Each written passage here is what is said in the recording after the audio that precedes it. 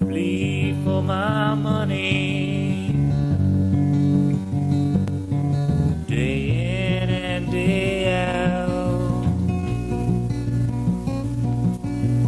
I try to give you the things you deserve, but I'm just... First call of the day, we have a blown capacitor, it looks like, and a dog. And my best friend here, man's best friend, helping me out by tripping me up. So we'll see if I have one of these capacitors. And we have an interesting wiring. I like that. Floop, floop, floop. Get out of here, get out of here. What are you doing? I was all out of 45.5, so I do a 35.5 and a 10 up there. What I do in that case, I just charge the same thing as I do for a dual run capacitor. Have the iConnect hooked up to it. 239 or 240 over 86. So we'll see what the pressures or temperatures are inside. This is not right. I have them out here. I gotta take them inside and put them in the ductwork. And then we'll see how everything lines up. Doesn't look too far off. Well, I'm already covered in sweat and disgust. Oh my gosh. This right here is from, sorry, it's from over and over again. It's not that hot out yet, comparatively speaking. It's probably like 86 degrees.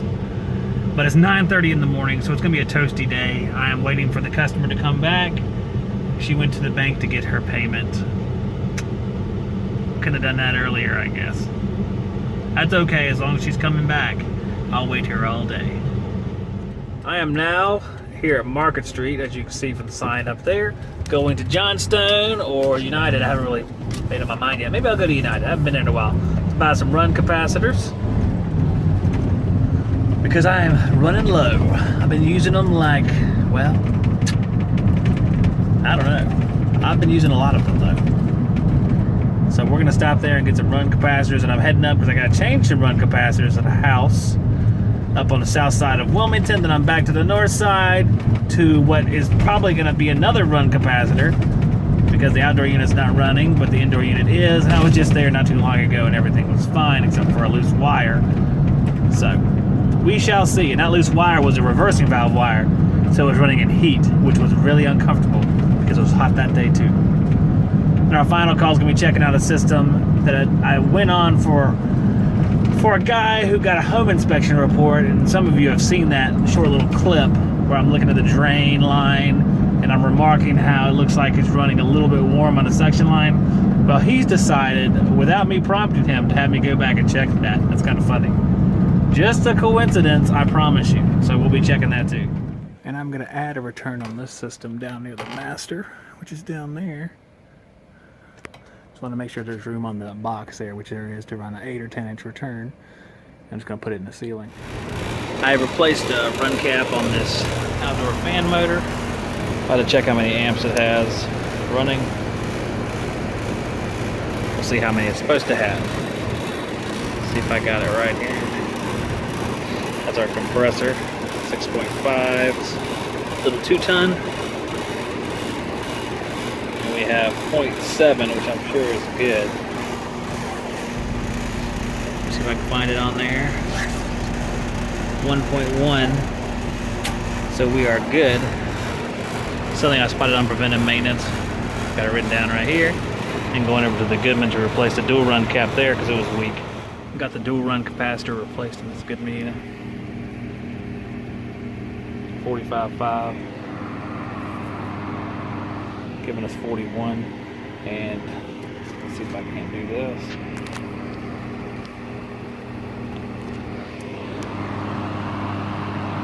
Giving us 3.7 on the fan, so just weak. Almost brand new within a couple of years, so kind of sad. Really hot too, but she gone.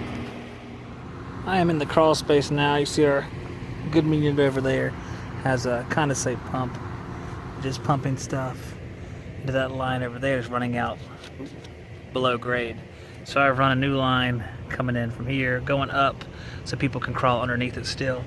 Coming over here, it's got a new barb in it and all that good stuff.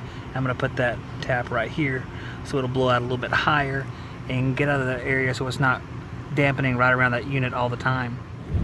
Guys, I have left that call. I have my air condition on Arctic fucking freeze, and I am heading across Longleaf Acres here because I can't go by Hugh McRae Park. This is in Wilmington, North Carolina, because the traffic is always jammed up there every day from around dawn to dark. It just seems like now it's gotten worse here since it's tourist season. There's a lot of beach folks down here, so they are all, traversing the city looking for things to do, and Hugh McRae Park is one of those things. So, in fact, me and my sons, that's where we went to go find Pokemons the other day, of which they found many. So I am going to go get a bite to eat. I'm done with call number 2. It is 12:39. And then I will head to call number 3, which is probably going to be a run capacitor. Then head over to R.A. Michael to check out both their systems. And then I have another one in Rocky Point, which is on my way home. And that'll do it for this week, more than likely, because nobody wants to pay for weekend charges. There goes old Hugh McRae Park right there, the land of many Pokemons. It's a big old park, but still got a little bit of traffic here. Not like the other side of the park on College Road. This is nothing. Well,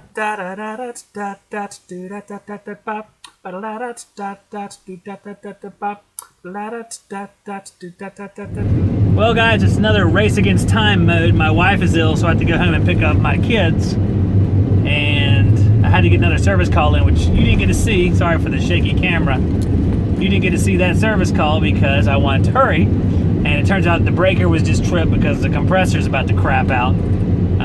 It was running, bad valve pressure. Suction pressure was, this is R22. Suction pressure was 110. Head pressure was real low. You could tell the line was cool. It wasn't hot like it was an overcharge. You still had 5 or 6 degrees of superheat just because the suction pressure was so high.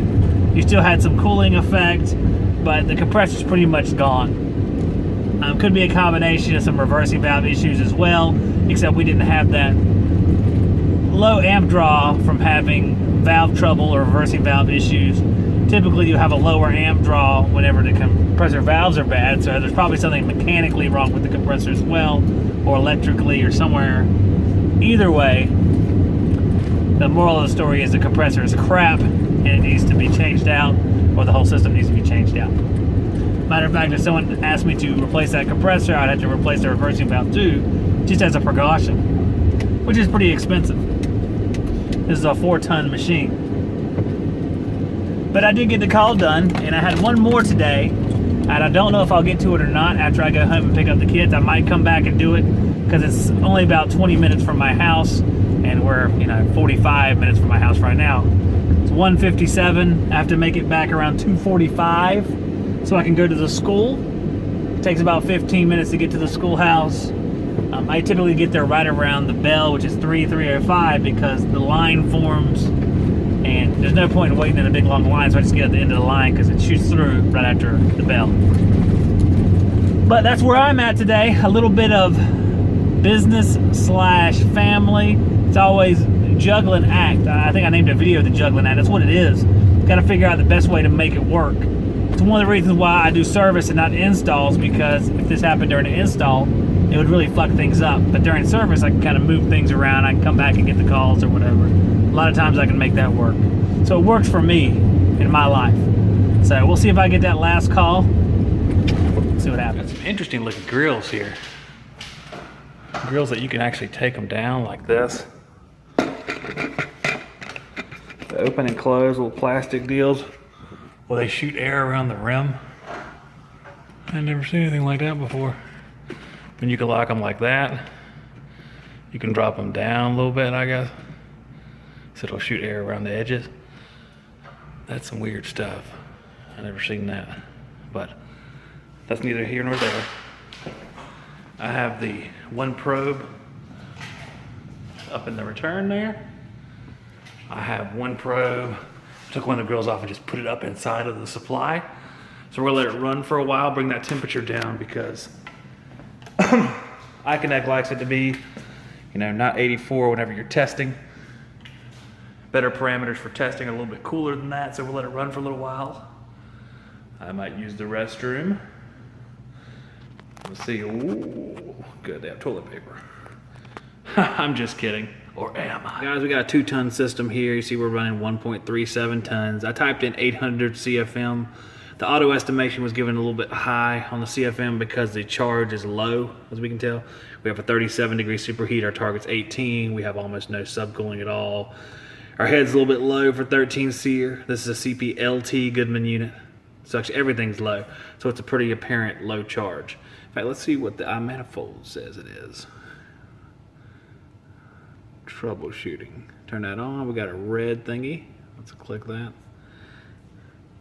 Inadequate compressor cooling, and that's because we have a hot suction line coming back, and you can see all the superheat's too high, head pressure and suction pressure too low. Subcooling, it says, is, I don't know what the gray box means, but it's not green, and it's definitely low. And then airflow, it says, is too low, I guess. Let's click that. Let's see. It's off more than 10%. Okay. All right. Well, this is the first time. I don't usually use a troubleshooting, but I wanted to give it a shot. It looks like it's on the money here as far as telling you that the airflow, the estimated calculation is off because our charge is low. So let's see. Let's turn that back off again. We're going to put some charge in here. I'm going to call the guy. Just double check and make sure he wants me to go ahead and do that. We'll do a test in, test out, see what the differences are, and go from there. We are looking at the system performance screen now. So we have, 543, 561 actual CFM. And you can see how high the rating is for 2 tons. I plugged in 800 because this number is a little high because our charge is low. And what it's saying is our temperature split, you see over here, is 11.5. And it should be much higher than that. So the interpretation is that the airspeed is much faster, we're getting more CFM, and it's driving our temperature split down, but we got to square away the charge first before we come back and check that. I just want to do a little bit what's called the test in shot, where I take sort of a snapshot of what's going on before I do the repair, and then I'll do it afterwards. You can see down here our total capacity, 67% of what it should be, which is pretty shitty. So we're going to go ahead and charge this unit up, and then we'll take a look at it one more time afterwards. We have added about half a pound to the machine. We're still running a little bit lower as far as superheat and all this other good stuff, so we'll probably take it up to a pound. You can see my connections here. I'm actually putting refrigerant in on the suction line, putting my pressure sensor on the true suction, since this is the heat pump, and then we got our head pressure on the other side with a ball valve on it. The hose, I want to make sure I can shut it off right there at the unit, so that's why I got those. Here's the clamps, the Cooper Atkins clamps that hook onto the machine. I really like those. And I have just a sensor wrapped up there for outdoor air. Now I have about a full pound in there. Our temperature split's starting to come up. We're still a little bit high on superheat, a little bit low on subcooling. Subcooling really hasn't gone up all that much. We're at about 1.5 tons now, which is a little bit better. What I'm gonna do is I'm gonna go up in the attic, God forbid. It's like 100 degrees outside. And actually it's not 100, let's see what it is now. I'm being dramatic. It's 93. I'm gonna go up in the attic and see if we have an AR-32 air handler. And what that will mean is that means it's an oversized evaporator, meaning this target will go up actually as far as suction pressure. And we're probably pushing more airflow than I thought. So I'm gonna go check that out because AR-32 can go all the way up to 2.5 tons. So if it's set on high, I might be pushing 900 or 950 CFM after all. Oh, into the heat den. Oh my gosh.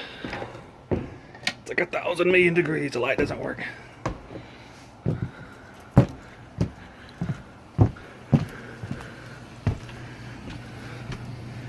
ARUF 32.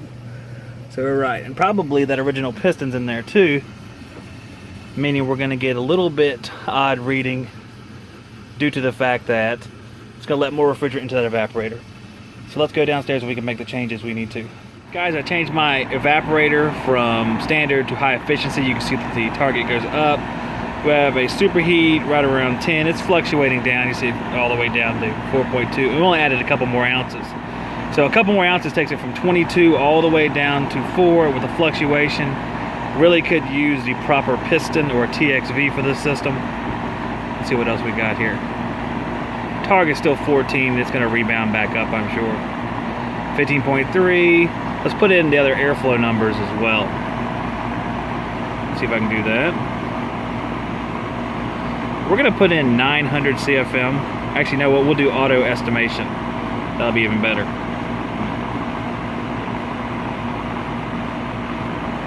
Auto calculated and submit. So we'll see, now we're up to 20,000. Let's see what it says we got. It says we're 470 or 941, and that looks about right for this air handler. So we're still struggling behind a little bit as far as airflow. So we could probably drop that airflow down to get a proper amount there, but we are pretty close now. So let it roll for a little bit longer. The subcooling is a problem. That's because of that piston upstairs. Our superheat's still fluctuating, but not going above target. Hopefully it'll stay closer to the target. So we should be wrapping up. A recommendation would be to change the piston or add a TXV. That will probably never happen as long as it's cooling because the people are moving out. So it is what it is. We cooled down to 82. I'm gonna put it back on 85 and shut things down. We are all done here. We'll give them the report. Get the probes out, and I'll be on my way.